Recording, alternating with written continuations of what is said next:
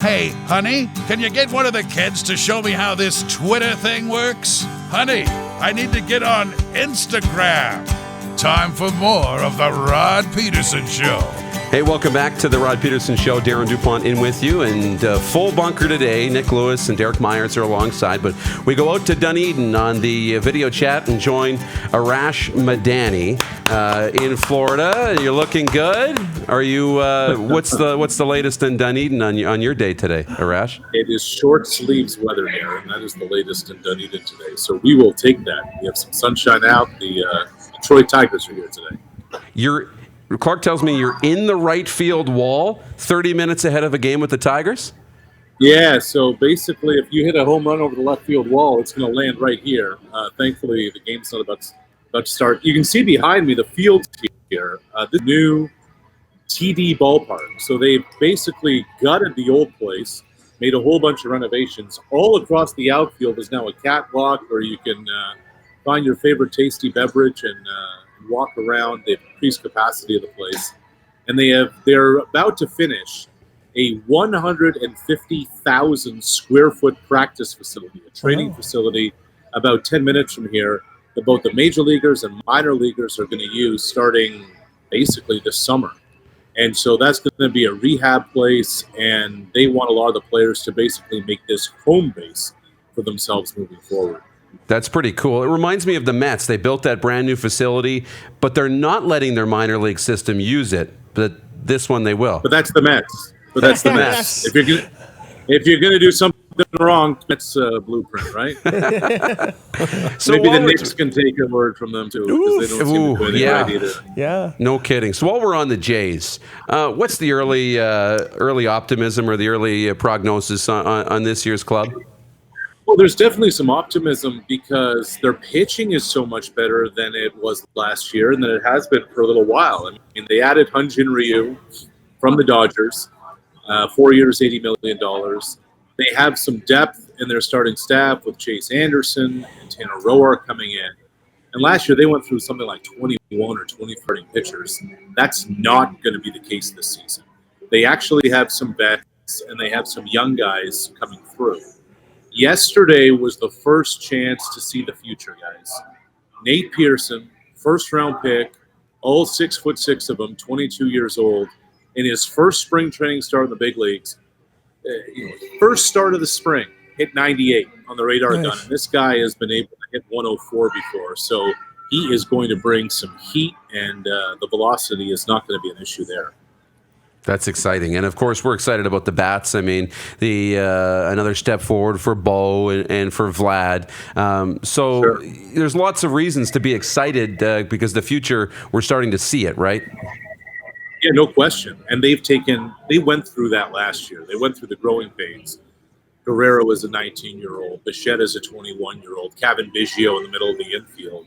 And they got their teeth kicked in, but they learned what it takes to be a big leaguer. They learned the grind of the 162-game deal.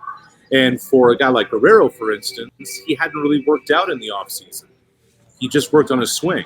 Well, he learned that if I need to keep my body ready to go from February to October, it's going to take an altogether different physical element too.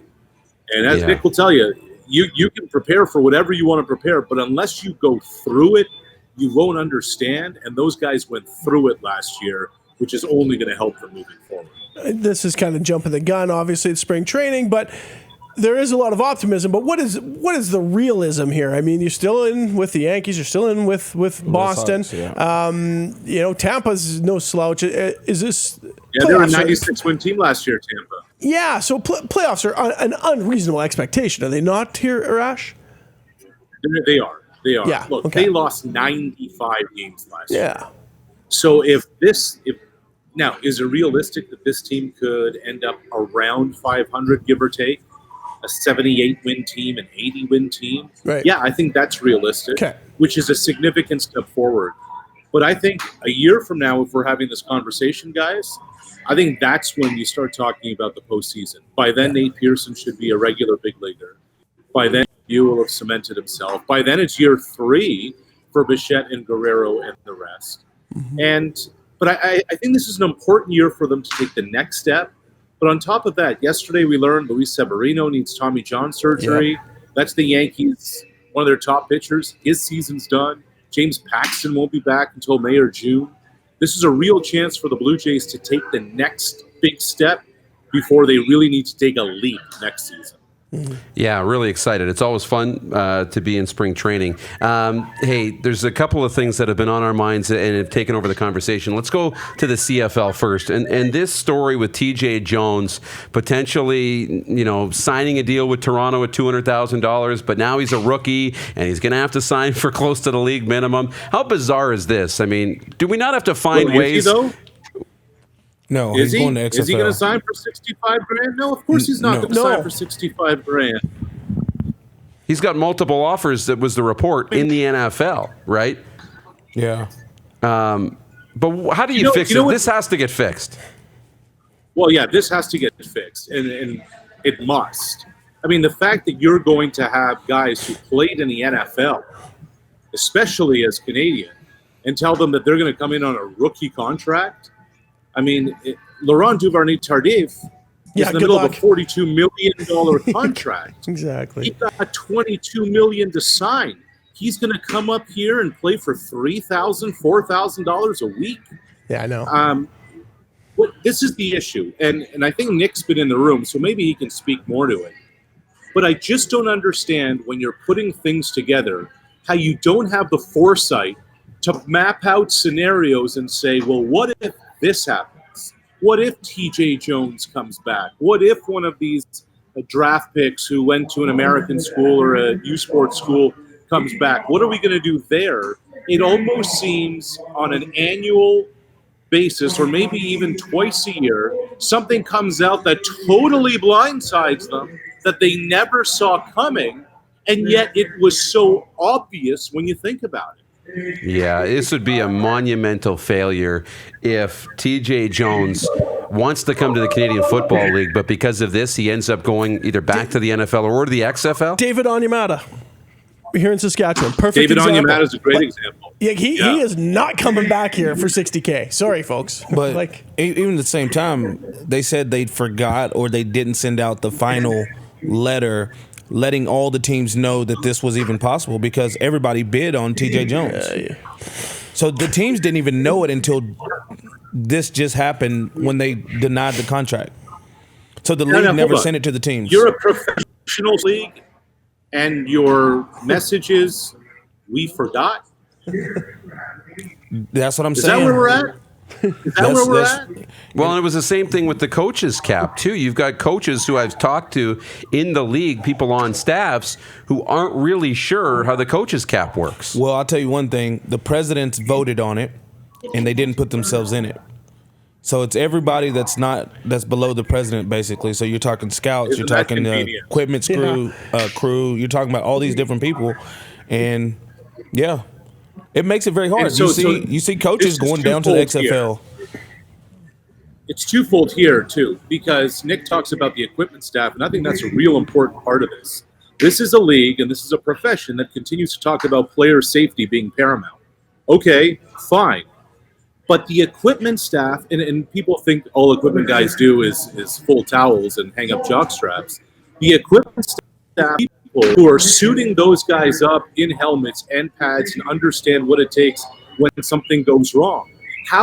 When these are the people who are to outfit and protect the players and the ones who are subject to this cap, when a GM or a coach is making a decision, they don't care about the equipment staff. They're just trying to get their guys in the building, and to get their guys in the building, they got to pay them. That the equipment staff is in on this staff cap is an absolute joke, and it's an absolute contradiction to the notion that they care about player safety. Yeah, it's a head scratcher for sure. They're going to have to continue to build on this. Anything else on? I'm always shocked that I continue to be shocked by some of the moves in this league. They only say they care about players. They only say they care about player safety to make kids continue to play. Instead of to educate and to show the facts behind it that you can improve, and they just continue with the lie. Yeah, and it's a great boilerplate message for the commissioner a Grey Cup week, but the reality is, what are they doing to show it? And anyway, we're off topic there, but I will say this though, guys: the staff cap has to go. It has to go because if you're a new head coach coming into a scenario, who's a new head coach this year? Toronto, Ryan Dinwiddie. Yeah. Ryan Dinwiddie is being handcuffed because there were a couple of assistant coaches that were on 2-year deals under Corey Chamberlain. So while they get forgiveness on the Chamberlain firing, that won't count towards that cap, Dinwiddie can't hire as many guys as he wants because 2 other guys are being paid. And how do you go about it? How are you going to bring the brightest and the best if that's how you're going to business? Again, they didn't think things through.